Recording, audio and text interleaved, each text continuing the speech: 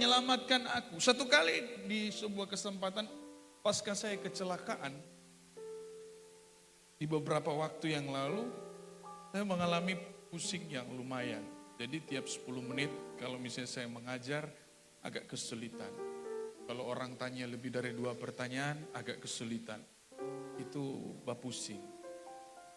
Akhirnya ronsen CT scan di mesin yang besar itu. Masuk. Jadi hasilnya itu dikirim ke dokter, ya, ke dokter ke bagian organ dalam, ya. Jadi dari dokter rekom pergi ke lab, dari lab naik lagi kendaraan, balik ke dokter, itu nanti malam. Jadi dalam perjalanan itu saya merenung apa ini DP hasil. Dokter panggil setelah antri beberapa, dokter buka DP file dan pelan-pelan. Pelan dia buka kon dia tarik. Dia harga pak kita. Ini kon dia prank. No. Dokter bilang begini, aman. Itu adalah satu kata dalam kitab hidup yang cukup penting. Karena kalau misalnya dokter bilang begini, Bapak seumur hidup nanti akan mulai lupa ingatan ya. Film-film Indosiar dan tabrak oto kong hilang ingatan. Siapa kamu? Siapa kamu? Ya toh, tiba-tiba dia lupa. Apa kamu pernah pinjam 100? Saya sudah lupa. Ya. Tiba-tiba dia kehilangan ingatan utang-utang temannya yang pinjam 100 sepanjang hidupnya. Nah mungkin kan dokter buka amplop bilang bercanda gitu kan. Dia bilang aman. Tapi waktu itu kita dapat sebuah kalimat yang indah. Maksudnya dari, saya kan Roh Kudus itu taruh kalimat. Penting sekali itu kata aman Kang. Kongdang. Itu luar biasa. Apa ya. Rupa tako dang, mar nyandak tako. Cuma karena asing begitu. Saya berdoa dan karpet begini ya. Ini pengalaman ya, pengalaman. Silakan kita lihat dari pendekatan Alkitab seperti apa. Tapi pengalaman itu kan ini kalau karpet orang mbak injang kan DP rasa DP getaran tuh begitu dah. Jadi waktu kita duduk belum tahu bagaimana mau jadi ini hidup, belum tahu akhirnya ke Bitung dan semacamnya untuk mau melayani Tuhan. Tapi waktu itu saya menyembah, tiba-tiba atmosfer dan suasana di saat itu seperti berubah, tiba-tiba babunyi kayak babunyi orang duduk.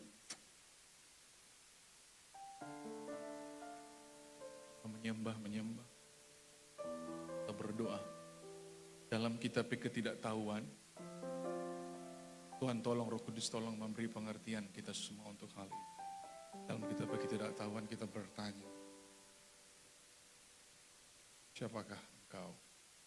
Itu pengalaman. Tiba-tiba ada sebuah kalimat yang muncul. Bukan dari hati, tapi begitu real. Kalimat itu, akulah Tuhan. Saat itu mengubah cara saya menyembah. Bahwa mulai hari ini, kamu harus yakin di setiap penyembahan ada Tuhan. Amin. Ada Tuhan. Itu memberikan akhirnya saya sebuah standar tentang menyembah. Bahwa itu bukan cuma soal menyuarakan, menyerukan, tetapi Tuhan ada mendengar setiap nyanyian kita. Haleluya. Hingga akhirnya waktu itu saya mulai ada di sebuah perjalanan iman yang mulai didorong Tuhan untuk masuk lebih dalam lagi dalam panggilan. Satu kali saya akhirnya ada di rumah murid Kristus. Tahun 2017, sekitar bulan-bulan September, jadi Agustus saya masuk, bulan September, Ini kok ada tamu cerita nih.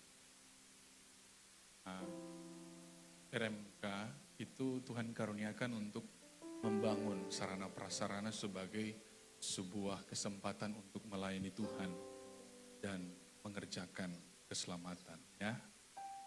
Waktu itu kita masih jadi tim ya, pikul titik-titik, belum merit.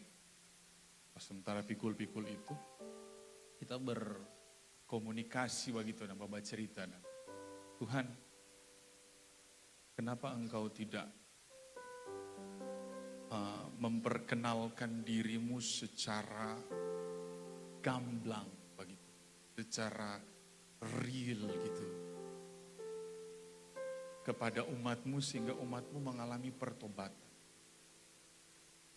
Tapi di kesempatan itu Tuhan menaruh saya sebuah kalimat seperti itu. Dalam sebuah pengenalan ada harga.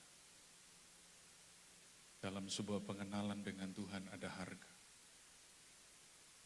Dan mau saya katakan bahwa keselamatan itu harganya mahal. Untuk membawa kita berjumpa dengan Tuhan Yesus itu mahal. Amin. Sekarang kita dengan semua penjelasan teologi bisa untuk mau datang Pak Tuhan, kadang-kala lalai. Tetapi kalau kita tarik mundur ke belakang, kalau orang bisa mengikut Yesus, itu semua bermula dari karyanya bagi hidup kita. Dia cari kita dan memberi sebuah hadiah namanya keselamatan. Amin. Sehingga kalau kita alami sesuatu, pencapaian, prestasi, atau apapun itu, ujian atau apapun itu yang datang ke dalam hidup kita, tarik terus mundur ke belakang. Seandainya Yesus tak memberikan hadiah keselamatan itu, apakah saya akan ada di sini atau saya akan ada di dunia yang gelap sana? Haleluya.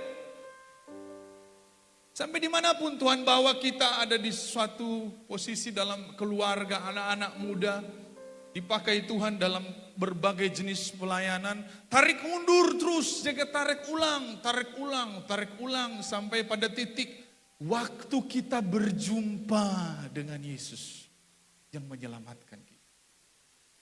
Amin. Hadiah ini, sehingga hadiah ini perlu diresponi dengan hormat.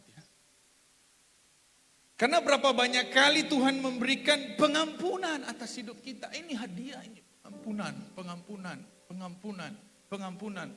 Buat lagi, minta maaf lagi, kamu buat lagi, kamu minta ampun lagi, diampuni lagi. Berapa kali Tuhan memberikan kesempatan kepada kita. Sehingga saat kita berdiri dalam kebenaran Tuhan, kita berdiri dengan sebuah sikap yang begini. Untung Tuhan ada ampuni. Amin. Untung Tuhan ada ampuni. Jadi itu mau bawa lebedang, mau cari-cari apa-apa di sekitar-sekitar tuh orang dengan orang-orang.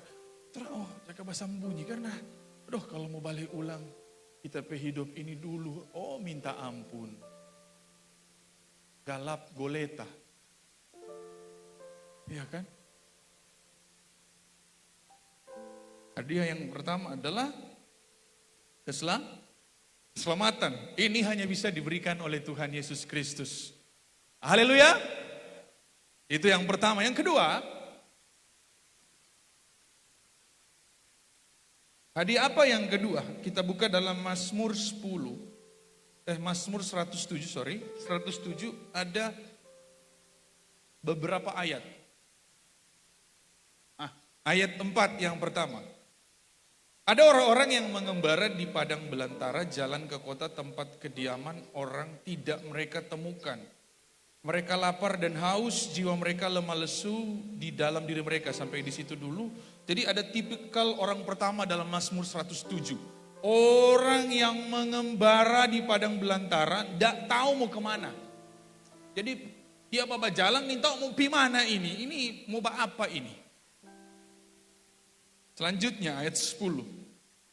Pertama orang yang tidak jelas. Mau pi mana, mau apa hidup. Hidup yang penting hidup, kalaupun akhirnya mati, ya mati. Yang kedua, ada orang-orang yang duduk di dalam gelap dan kelam, terkurung dalam sengsara dan besi. Ini bicara keterikatan, hidup dalam sebuah kungkungan keterikatan, ya. Hidupnya terikat dengan entah masa lalunya, entah penyesalannya, entah apa ya, atau hal-hal yang membuat dia tidak bisa bergerak maju. Gelap kelam, hatinya gelap, pikirannya kelam, pokoknya segala macam. Orang yang kedua, orang yang ketiga. Ada orang-orang yang menjadi sakit oleh sebab kelakuan mereka yang berdosa dan disiksa oleh sebab kesalahan-kesalahan mereka. Ini orang yang hidup karena konsekuensi dari dosa. Ya, kehidupan dosanya telah banyak merusak hidupnya. Akhirnya dia mulai tuai apa yang dia tabur. Ini orang-orang model begini muncul. Orang yang ketiga. Orang yang keempat.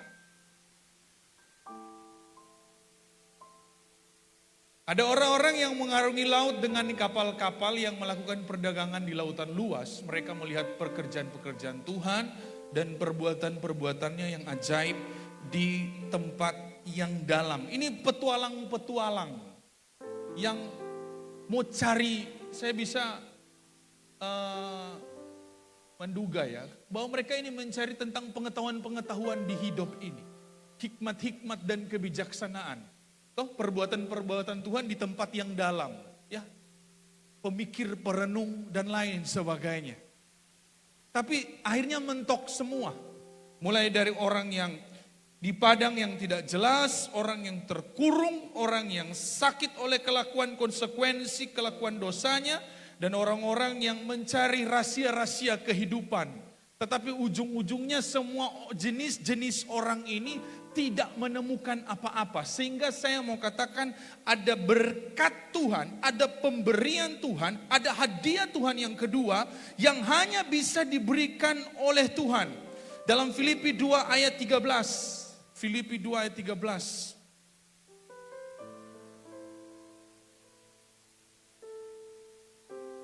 Karena Allah lah yang mengerjakan di dalam kamu baik kemauan maupun pekerjaan menurut kerelaannya. Apa yang saya mau katakan? Kita harus bersyukur pada hadiah kedua dari Tuhan. Apa itu? Visi Tuhan. Amin. Visi Tuhan. Jalan kita jadi terarah. Mau kemana? Waktu para rasul ini, waktu Tuhan Yesus mau naik ke sorga, ini kan 3,5 tahun investasi dengan Tuhan tuh. Minta mau apa? Kong dorang datang ke Tuhan. Tuhan, kapan mau kasih pulihkan nih Israel? Ada kok DP ayat, martransnya perlu mau baca saat ini. Kapan Tuhan pulihkan Israel? Kong Tuhan rupa mau haga pada orang ngoni ininya ndak dah. Nyambung dengan kita no. 3,5 tahun rekeng, kita rekisu bangkit, nyambung-nyambung dengan kita pe cerita. Kita pe tujuan bukan untuk bawa gitu. Tuhan itu mau memberikan sebuah tujuan dalam hidup kita. Boleh katakan amin? Tujuan supaya orang ini nyandak kesana kemari tidak jelas. Dorang bilang itu siklus hidup dan siklus yang hampa. Lahir, belajar, bekerja, nikah, terus tak mati. Habis begitu. Makanya orang-orang dunia yang tak kenal Tuhan akhirnya hidup mereka skeptis. Acu tak acu, bawa gitu jo, jalani jo apa yang disenangi. Karena tidak punya arah dan tujuan. Murid-murid ini begitu leh. Dorang lalot, lama loading dengan Tuhan. Apa yang terjadi? Waktu Roh Kudus turun atas mereka, mereka berubah.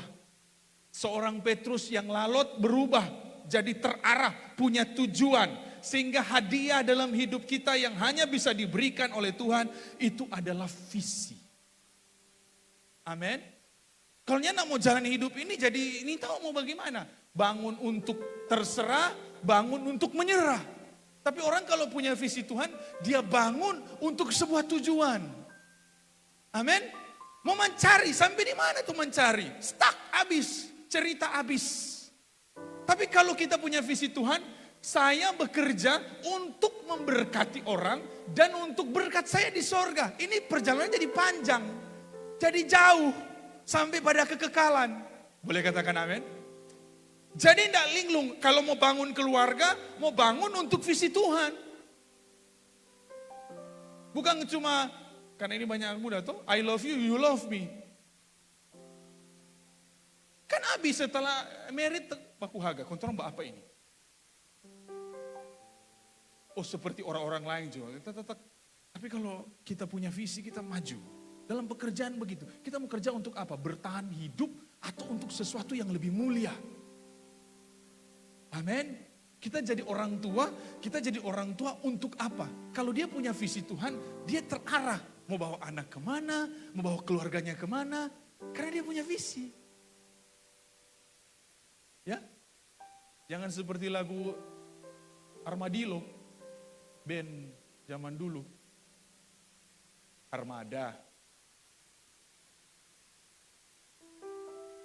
Maksudnya jangan hak cipta toh, tapi ya akhirnya karena kita gagal, kita harus masuk. Yang judulnya mau dibawa kemana. Toh, yang tidak jelas, menggantung. Kayak pengadaan dia, itu orang kan cuma teman. Nah, kan pedis toh itu. Begitu pun orang jalani dalam hidup. Ada saat-saat kan orang sadari, orang ini ada satu, aduh, nyandak rupa mau angka susah. Tapi ada visi. Ada visi yang bikin kita mau panahela maju. Hela maju. Saya kasih kesaksian karena kita tipikal yang agak kesulitan untuk bermanuver. Jadi supaya lebih melunak. Satu kali masa remaja, ikut pemuda youth itu kedua stop. Jadi kan ada yang buah pertama itu ekstrim sekali di jalan. Kedua susah diki, masih lumayan. Itu sudah dibuah. Kita ada ingat sekali itu pendeta dengan penuh kasih, kalau tidak salah pendeta Michael Awi ya waktu itu. Saya masih 20-an si semester 1 kuliah. Kita baku bantu dengan teman-teman di dapur nang. Bawa angka air dan lain sebagainya. Toh. Tiba-tiba kan ada sesi per sesi toh, di perkemahan. Pas di perkemahan itu ada teman yang pergi orang tinggal. Kebetulan orang petenda dekat dengan bangsal. Kita ada tak berhenti sedikit waktu angka air. Kita ada lihat waktu beliau udah altar call. Dia panggil itu anak-anak muda memang dijamah Tuhan waktu itu. Kita dalam kitab ketidaktahuan itu kita bilang begini, Tuhan bawa aku ke sana. Kita tidak tahu ini bahasa orang ambisius atau apa. Tapi kita waktu itu bilang, habis itu kita solupa sekali, solama.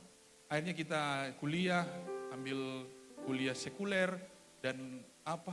Tapi Tuhan nggak lupa untuk klaim-klaim begitu. Maksudnya kita mencoba menggunakan kalimat yang bukan ambisius. Tetapi sebuah visi. Saat orang mau terpuruk dan semua habis daya, itu visi jaga angka ulang betul. Tuhan, mau ke sana kita. Mau ke situ kita. Amin.